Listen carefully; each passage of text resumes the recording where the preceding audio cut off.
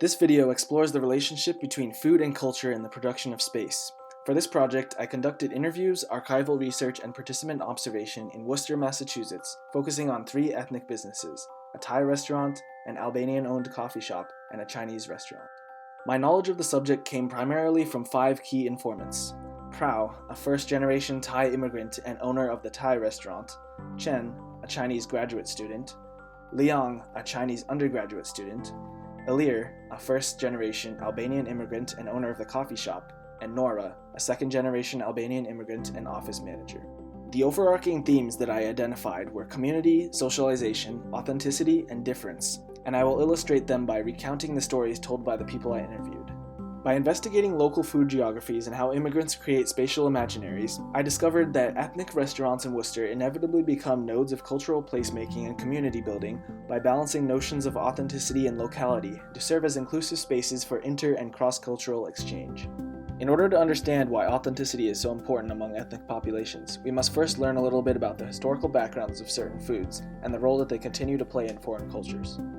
Do you know rice dumplings? They are to celebrate a holiday that in ancient times a hero died for his country, for China, by jumping into the ocean. The fishermen that were around prevented his body from being eaten because they threw rice dumplings into the water. So that is the original meaning of the rice dumplings, and we will make them every year at that time to celebrate that hero. Every Chinese tradition and holiday is a family reunion. We'll come back, no matter where we are, we'll come back and meet together. And the meal is the most important thing. Those meals unite the family. Do you know mooncakes? Every year during the fall, I will eat mooncakes with my family because it represents union. It's some kind of like Thanksgiving, so people will get together to talk about the year and what they have experienced. Also, when I was a child, I would go to my grandmother's home. She lives in the rural part of China, and that part is pretty poor. Like, compared to cities, there isn't much food that you can get there, especially meat.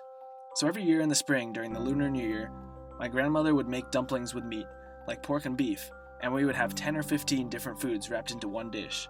So it's a lot of food, and something I never ate in my city. I only eat it in my grandmother's place when the Lunar New Year is coming. There are 4 or 5 really essential festivals in the Chinese tradition, and for each of these traditions, if you ask anyone, they will tell you one specific food that people eat in this festival. If you wanted to make your own mooncake, like in my city, there's a place you can bring your own ingredients to. Like for example, you can get any food that you want to make mooncake with, and bring it to the factories, and they will help you and only charge you a little bit of fees. They can teach you how to make the mooncakes. When considering cities such as Worcester, many immigrants find that the majority of restaurants Americanize their menus and don't provide authentic dining options. I can tell that they are not making the Chinese style. Maybe it's American style or Chinese American style, but the flavor is totally different from what I've known for the past 20 years. So that's why I think their food seems unlike the Chinese style, and I don't like the flavors, so there's no interest to go again. They make some innovations for Americans, like making it more sour, more sweet, or heavily fried. It's not how you cook in China. In my opinion, a real traditional Chinese restaurant should have both the chef and the owner from China. They shouldn't be concerned about the tastes of American customers. I mean, even if you are in America, you shouldn't change the food because it's already like 2,000 years old, you know? If you are trying to change it to something else, you break the tradition. There are deeper histories to even the most iconic foods and drinks. The process of importing dishes from foreign cultures naturally subjects them to conflicts between authenticity and localization. Bubble tea is the most hideous thing that I've ever seen because it's very high calorie, and I mean, that thing is not even Chinese. It's more like born from pop culture. I mean, it originally started in Hong Kong, but when it was there, it was a very traditional thing. It was when Hong Kong was still a colony of the British. The workers, they wanted to get rid of their tiredness, so they just combined the very strong black tea imported from India, and then combined it with milk. So it was very bitter. It was much more bitter than the milk tea nowadays. And then after many years it came to Taiwan, and then the Taiwanese invented the bubble tea. They added bubbles inside, and when this reached China, everyone was like, wow! And it became very popular because it was from Taiwan, because it's something from other parts of China, and people will think it's fancy because it's from, the outside. So before coming to the US, it combined with the pop culture in East Asia, and that's why bubble tea is like this now. I'm a traditional guy, so I don't like it. Each of the restaurants that I studied in Worcester include physical manifestations of authenticity, such as the food served or the decorations used. However, to outsiders of these cultures, these subtle characteristics would easily go unnoticed. It's so nice that they have an Albanian-owned coffee shop because they make stuff that we have at home, like this drink. American coffee shops don't have a frappe. They have a frappuccino at Starbucks, but they don't have this kind. This is like what we drink at home. This is like our main drink. If you go to Albania, people will either drink espresso shots with cold milk or this, frappe. So it makes sense for me to come here because they don't have it in other places. They also have the Turkish coffee. So it's the little things that they do that make me think, oh, that's like back home. So that's how all the Albanians find out, and they all come and hang out here. but I think it's mostly because we know that they are Albanians and we know that they have Albanian products.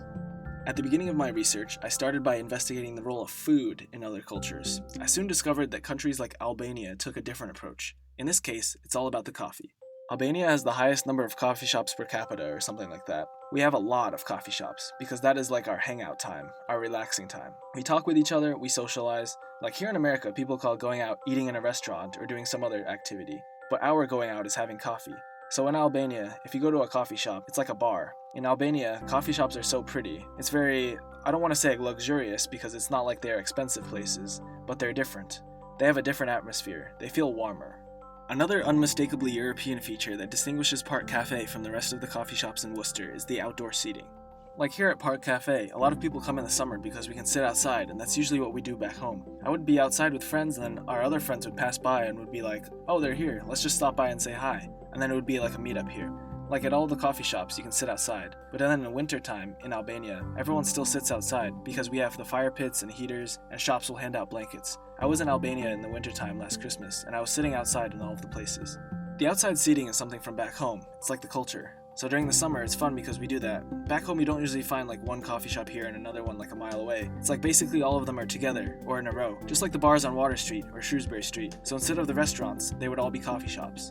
So then they all put tables outside, and it looks really cool because it's a ton of people hanging out together on the street.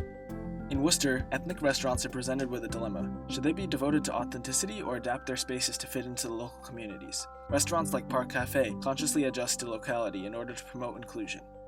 You can't just offer what you want because then you're not going to have business. You could want something else, but then customers could not want that. So if you want to survive in business, you gotta offer what they want. I feel like wherever you start your business, you have to adjust to the place, to the community. So at Park Cafe, we try to do something like coffee shops in the United States, but we don't really do it like that. We still try to keep it the European style, so it's somewhere in between. The social and cultural significance of Park Cafe has been assigned by its customers and has been subtly suggested by the characteristics of the space itself. It has proved effective at catering to people of all demographics and serving the varying needs of different groups. For Europeans, a familiar environment for social interaction. For Americans, a cozy study space with great options for caffeination.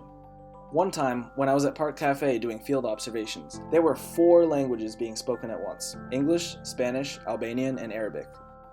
Other restaurants, such as Lemongrass Bistro, have found success in staying devoted to authenticity. They have found that they can still become central nodes of their communities by carving out a unique niche that attracts adventurous and passionate patrons from all backgrounds.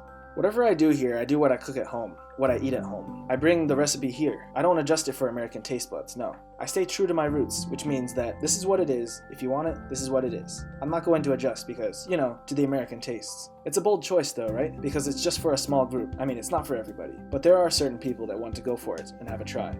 This next month, in December, we are going to go to Brookfield for a wedding of 110 people. And I even joked about it and said, excuse me, you're going to celebrate, and then everything inside, all of the decorations, are going to be Christmas themed, right? And then you're going to have Thai food? But they said that they found each other here at the restaurant, and they love the food, and so they want the food to represent their memories. And there's another one that I will remember for the rest of my life. I got a phone call one day from London, and they said that they found our restaurant online, and that they wanted to have a surprise bridal shower here. They gathered 30 people from all over the world, and so when the couple came to the restaurant, they weren't dressed up, because they were just going out to eat with friends from Worcester. When they came in here, they almost died from happiness because they saw all these people that they knew from around the world. And the bride loved everything purple, and so I had decorated the restaurant with tons of purple flowers. So like I said, we love what we do, and we do it with all of our heart. As these stories have illustrated, these ethnic restaurants in Worcester have inevitably become nodes of cultural placemaking and community building by balancing notions of authenticity and locality to serve as inclusive spaces for inter- and cross-cultural exchange. Food can be seen as both a bonding strategy and a tangible reminder of why immigrants are here and what they left behind: home.